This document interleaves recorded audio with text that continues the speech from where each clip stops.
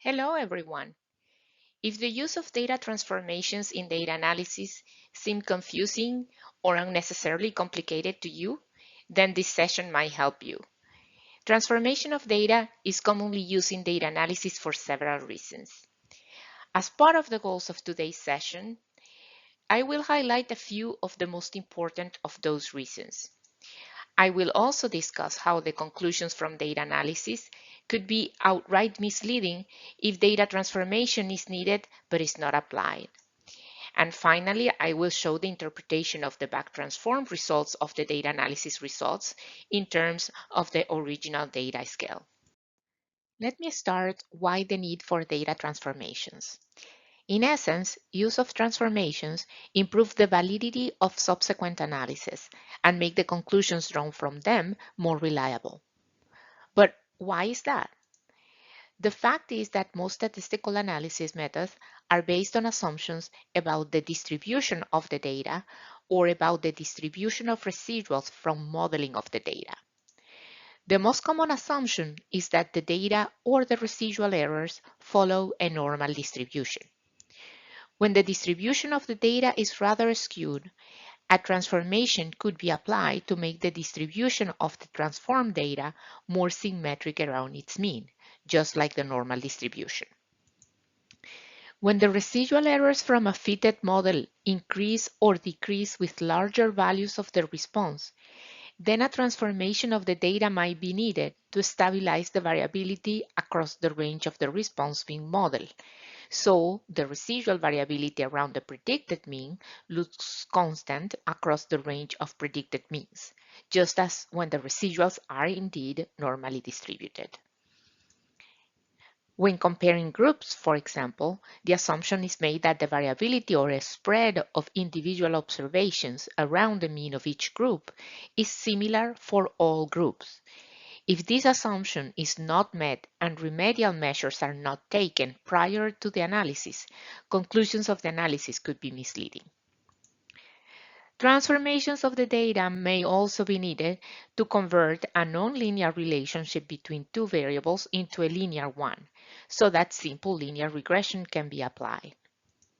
Similarly, if some observations are identified as outliers under the assumption that the data is normally distributed, after applying an appropriate transformation, the same observations may no longer be considered outliers under a different distribution with longer tails than the normal distribution, thus reducing the impact of those observations in the conclusions of the data analysis. Let's expand on these examples. But before getting to the examples, what do we mean by data transformation? Transformations are mathematical operations applied to the data that change the data distribution, its scale, or its format. For example, we have normalization and standardization of data as very common transformations used, but I'm not going to be talking about them here. Some of the other most common transformations used in data analysis are the logarithmic, the square root, and the reciprocal functions. All belong to the family of power, also called box-cost transformations. Each transformation impacts the data distribution in a different way, and the choice of which transformation to use depends on the characteristics of the data. For example, the logarithmic function and the square root functions can only be used when the data consists solely of positive values and when the distributions are right skewed. In particular, the log transform helps in making the data more symmetric around its mean and helps when the data expands over a wide range of values.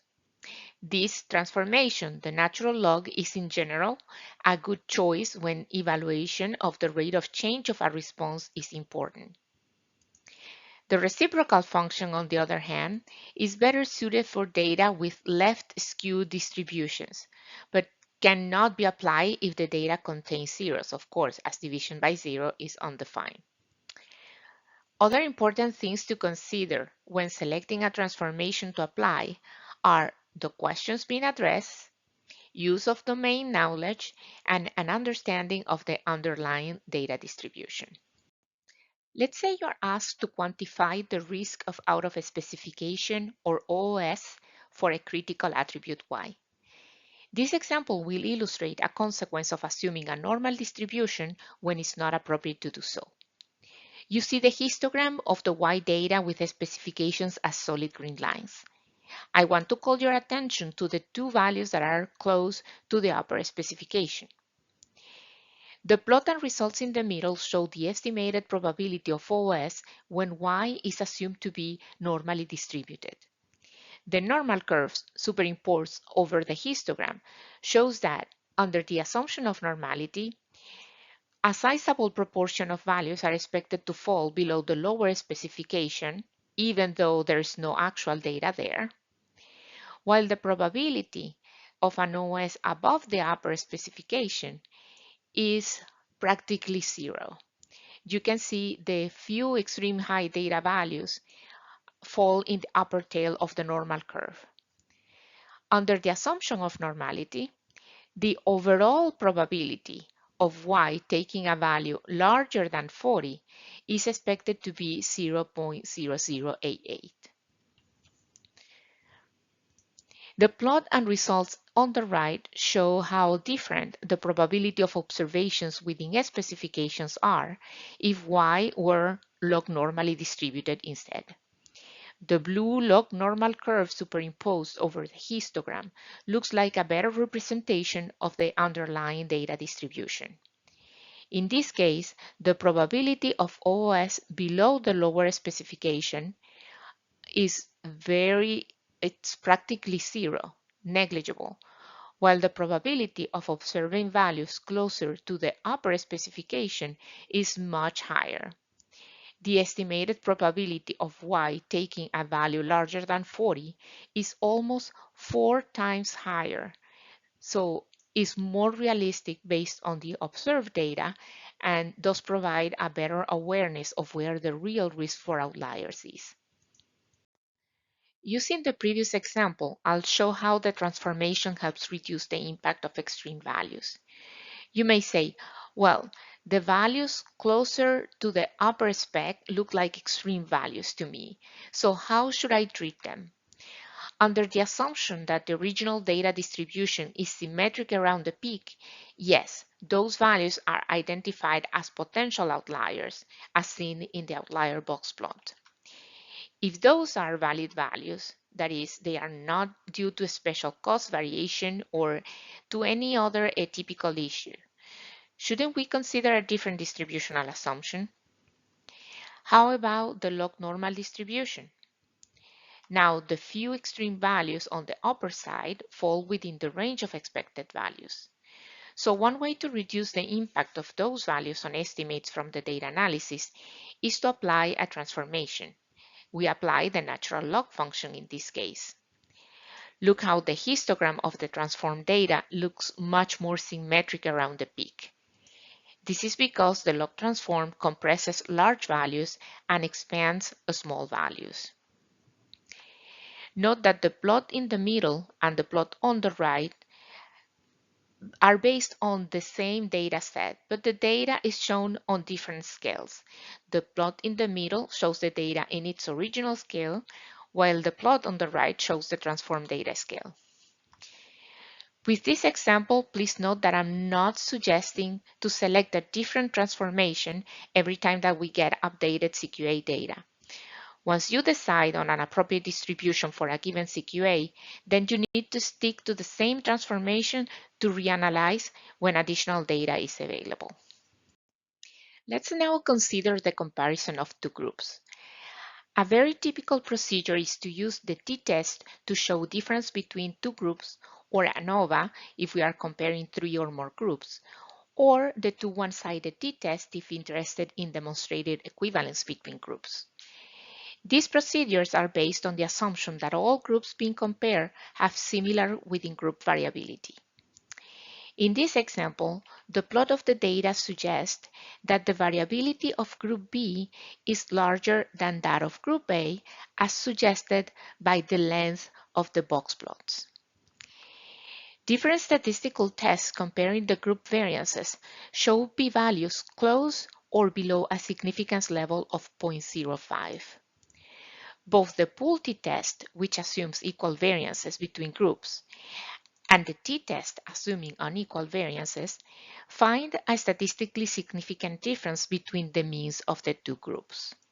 However, the confidence interval for the difference in means from these two procedures differ in width, and that is due to how the assumptions of these procedures impact the degrees of freedom. The output shows the confidence interval is tighter with the pool t-test because of degrees of freedom being larger, 18 versus 13.7 for the t-test with unequal variance. How does the comparison change if we apply a data transformation before using these procedures? Let's use the log transform. The different tests that the variances are equal are all now in agreement, all supporting the conclusion that there is not enough evidence to say that the group variances are not equal. The plot of the transformed data shows very similar spread around each group mean. Because the group variances of the transformed data are much more similar, there is not much difference in degrees of freedom between the two procedures, 18 versus 16.9, resulting in confidence intervals that are much similar in width. How do we interpret the estimates in the transformer scale? To facilitate interpretation, the estimated difference in means and confidence interval in the transform scale need to be back transformed to the original scale. In the case when using the natural log transform, this formula is used to translate the results of the data analysis in terms of the original data scale. To understand how the formula works, one needs to be familiar with the properties of logs and exponentials to correctly interpret the output. Since a difference b minus a in the logs becomes a ratio after back transformation, the interpretation of the result of applying the formula shown is as the ratio of the difference in the mean of the groups expressed as a percent of the mean of the group considered the reference, which is group A in this case. Note here that order matters. B minus A divided by A will be a different result than B minus A divided by B. Here, I estimate a difference of 0.299 between the log of B and the log of A results in a percent difference of 34.97% for B relative to A in the original scale, meaning that the mean of group B is estimated to be 34.97% higher than the mean of A. Similar interpretation for the lower and upper limits of the confidence interval. Final example, use of data transformation in linear regression. In simple linear regression, one fits a straight line through the y data as a function of the predictor x. The plot on the right shows a response y varying with time in some fashion. Using simple linear regression to characterize how y changes as x increases, we obtain the green line in the plot at the center, which is the line that minimizes the sum of square errors or difference between each data point and the value predicted by the line, which are known as residuals. With the regression line in, one can see a wider spread of the points around the line at larger values of x. This pattern and others are more easily detected by plotting the residuals from the fitted line. In fact, this is an essential diagnostic that needs to be run when performing linear regression. A plot of the residuals should show just random variation.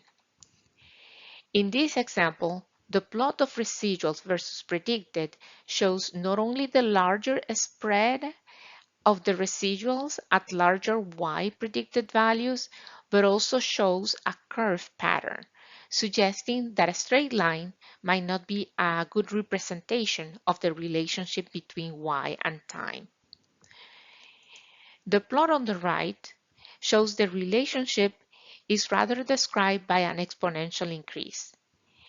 When the residuals from the exponential fit are plotted, we can no longer see the curve pattern, although we still see the larger spread of the residuals at larger predicted values. How to resolve this issue? Using a transformation, of course. The obvious transformation is the natural log transform, since the natural log is the inverse of the exponential function, and in this example, y varies exponentially with time. Look now at the spread of the points around the fitted line through the transform data. The plot of residuals now shows random spread around their expected mean of 0. Comparing the R-square of these two models, one can immediately see how the transformation improved the fit to the data. It changed from 0.79 to 0.85. How to interpret the parameter estimates of the line fitted to the transform data in terms of the original scale of the response. Let's start with the slope. We know the regular interpretation of a slope as the change in y with 1 unit increase in x. After applying the back transformation to the slope estimate using the exponential function, the value obtained represents the percentual change in y with a 1 unit increase in x. In this example, the estimated slope of 0.186 for the transform data means the log of y is expected to increase by 0.186 units with a 1 unit increase in time. The estimated change in y in its original scale after reversing the transformation is 20.4%, meaning that y increases by 20.4% with every unit increase in time. The back transform value of the intercept, on the other hand, corresponds to the predicted geometric mean at time equals 0. Regarding the estimate of residual variability, the meaning of the back transform estimate is as the relative standard deviation. So it expresses the variation as a proportion of the mean of the data in original scale. Since the mean of y varies with time, expressing the variation as a proportion of the mean rather than in an absolute scale is what allows to explain the non-constant variation in y when modeled in its original scale. I hope the examples discussed have made clear how use of data transformations improve the validity of subsequent analysis and the reliability of conclusions. We discussed the consequences of violating assumptions such as constant variance of residuals or assuming that the data is normally distributed when it's not in examples 1 and 3. Some consequences of assuming variables are linearly related when not in example 4. Reducing the impact of extreme values on the analysis in example 2. And how transformations enhance interpretability of results in all of the examples. Consideration of the nature and distribution of the data should guide the decision on which transformation to use. For example, if the response cannot take negative values, the natural log transform is no longer a choice for a transformation. The objectives of the analysis should be considered as well in the selection of a transformation. Always plot the data before going straight into a transformation if in doubt on which one to use. Plots can reveal patterns in the data or some other characteristics like long tails, groupings, or clusters, and provide clues as to whether a transformation is needed or not. Thanks all for your attention. Thanks for the support provided by the AAPS and to the CMC statistics community for their feedback. If you have any questions on the content presented, please do not hesitate in contacting me at my email address. Thanks.